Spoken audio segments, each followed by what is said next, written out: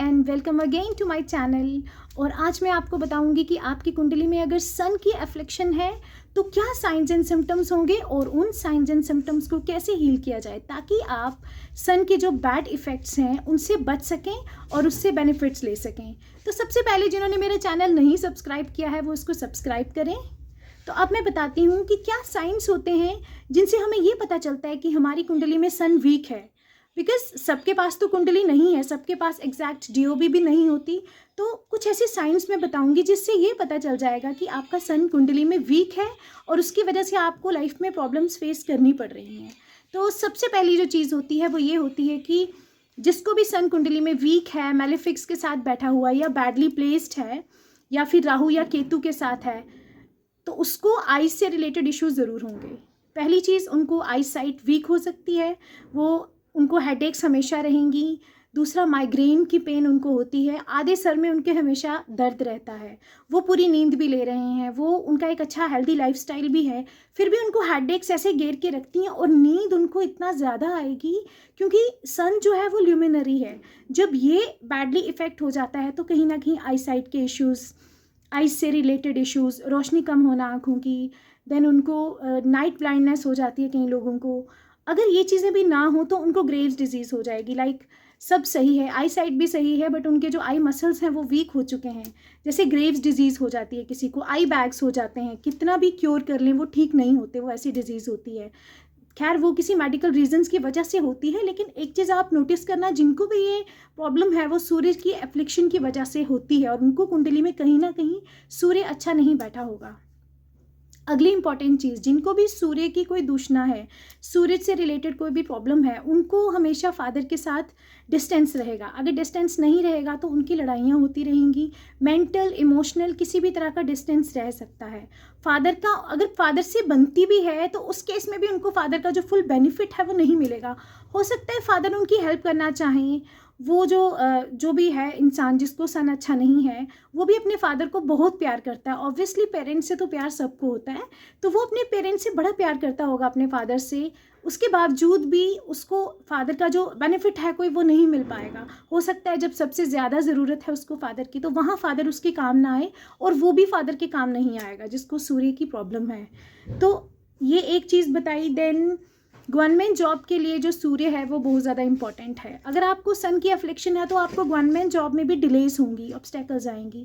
खैर government job के लिए तो बहुत सारे और भी प्लैनेट्स हैं जो रिस्पॉन्सिबल होते हैं, बट अगर सन एफ्लिक्टेड है तो आपको सेंट्रल गवर्नमेंट की जॉब के लिए प्रॉब्लम आती है। और जो पॉलिटिक्स में जाना चाहते हैं, अगर सन उनको अच्छा नहीं बैठा हुआ तो वो पॉलिटिक्स में उनके लिए जीतना बहुत मुश्किल हो जाएगा। सन सैटर्न के साथ साथ बाकी प्लैनेट्स के साथ साथ सन का स्ट्रॉन्ग होना बहुत ज़रूरी होता है। अब कई लोग हैं उनको बुद्ध ने बुद्धि भी दी है और बृहस्पति ने उनको विजडम भी दिया है, उनको ज्ञान भी बहुत है। शुक्र ने, चंद्रमा ने उनको आर्टिस्टिक एप्टीट्यूड भी बहुत ज़्यादा दिया है, उनको बहुत टैलेंट दिया है और वो बहुत सुंदर भी हैं।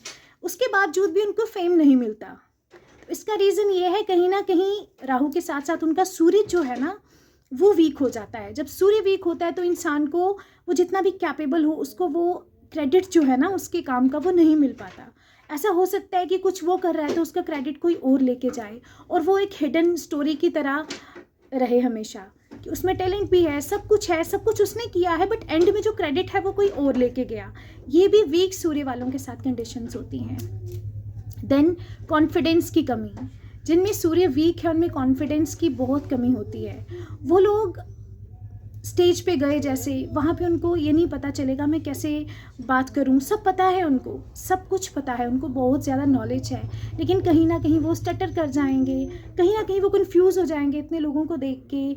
उनको समझ नहीं आएगा कि मैं अपनी जो भी स्पीच है उसको कैसे डिलीवर करूँ। फिर स्टेज परफॉर्मेंस वगैरह, कोई भी किसी भी तरह की सिंगिंग है, डांस है, पूरा टैलेंट होते हुए भी उसको यूज़ नहीं कर पाते लोग जिनको सूर्य वीक होता है। और जो लोग जॉब करते हैं उनकी वर्क प्लेस में कहीं ना कहीं बॉस के साथ जो प्रॉब्लम्स आती हैं, अपने से जो हाई रैंक वाले हैं उनके साथ जब प्रॉब्लम्स आती हैं, इसका मतलब है कि उनका सन वीक है। सन वीक है तो आपका जो बॉस है, जैसे आपके फादर से आपकी नहीं बनेगी वैसे ही आपका बॉस भी हमेशा आपका सब कुछ करने के बावजूद भी वो आपको क्रेडिट नहीं देंगे और आपकी उनसे कोई ना कोई प्रॉब्लम्स चलती रहेंगी। बॉस के साथ तो ये कभी नहीं बनने देता। और हाँ, आपके अगर सैटर्न अच्छा है तो आप अपने सबॉर्डिनेट्स के साथ अच्छे रहेंगे, लेकिन अगर सूर्य वीक हो गया तो आपके बॉस के साथ आपके कभी भी अच्छी टर्म्स नहीं रहेंगी। तो अब क्या किया जाए अगर आपकी सूर्य की अफ्लिक्शन है, आपका सूर्य अच्छे फल नहीं दे रहा है? तो इसके लिए रेमेडीज़ ये हैं कि एक तो सबसे पहली बात, try to wake up early in the morning before sunrise at least. जो लोग सूर्य निकलने के बाद उठते हैं उनको कहीं ना कहीं सूर्य की अफ्लिक्शन ज़्यादा होती हैं, क्योंकि वो जो सूर्य की पॉजिटिव एनर्जी है, जिस टाइम पे सनराइज हो रहा है, सूर्य की जो पॉजिटिविटी है वो लोग वो नहीं ले पाते, वो रेस उन तक नहीं पहुंचती, क्योंकि वो बेड में सोए हुए हैं, उनको कोई लेना देना नहीं है सुबह से। वो जब उठेंगे तो तब तो ऑलमोस्ट आधा दिन होगा, तो उनको हमेशा माइग्रेन्स वगैरह ये प्रॉब्लम्स उनको तंग करती हैं, क्योंकि उनको सन की अफ्लिक्शन रहती है। दूसरा, जब सूर्य निकल रहा होता है ना, उस वक्त the moment it is just coming out, एक थ्रेशोल्ड होता है, जब थोड़ा सूर्य अंदर होता है थोड़ा बाहर है, जैसे सनसेट के टाइम पे होता है उस तरह से सनराइज़ के टाइम पे भी जब बिल्कुल वो थ्रेशोल्ड टाइम है, जब सूर्य थोड़ा थोड़ा निकला है, उस टाइम पर अगर आप सूर्य को जल अर्पण करते हैं, कोई भी मंत्र सूर्य का आप कर सकते हैं उस वक्त पे, जैसे ओम ह्रीं गृणी सूर्याय नमः, ओम गं गरम तद्य नमः। इनमें से कोई भी मंत्र आप कर सकते हैं, जो भी आपको अच्छा लगता है सूर्य भगवान का मंत्र। अगर सूर्य का मंत्र नहीं तो जो गायत्री मंत्र है वो आप 21 बार, 11 बार या 7 बार ही चैंट कर सकते हैं उस वक्त। और उस टाइम पे सूर्य को तांबे के लोटे में जल अर्पण करें, और वो जो रेज़ हैं सन की, वो जो राइजिंग सन की रेज़ हैं, वो जब आपके तक पहुंचती हैं तो उनका बहुत ही पॉजिटिव इम्पैक्ट पड़ता है। और आदित्य हृदय स्तोत्र भी बहुत इफ़ेक्टिव है आपके सन को हील करने के लिए। ये पाठ आप अगर रोज़ नहीं कर सकते हैं तो आप इसको संडे के संडे कीजिए और इसका इफ़ेक्ट देखिए। और उसके बाद एक और रेमेडी होती है कि आप किसी संडे को किसी को भी कुछ मीठा, जिसमें गुड़ या जैगरी हो, वो आप खिला सकते हो किसी को। मीठी चीज़ें अगर आप संडे को दान करेंगे तो उसका भी बहुत अच्छा इफेक्ट होगा, आपका सन आपको कभी भी बुरा इफेक्ट नहीं देगा। तो ये था उन लोगों के लिए जिनको सूर्य की अफ्लिक्शंस हैं, जिनको सूर्य अच्छा फल नहीं देता या किसी बुरे प्रभाव में आया है। नेक्स्ट टाइम आऊँगी एक नई इन्फॉर्मेशन के साथ, तब तक के लिए goodbye and take care.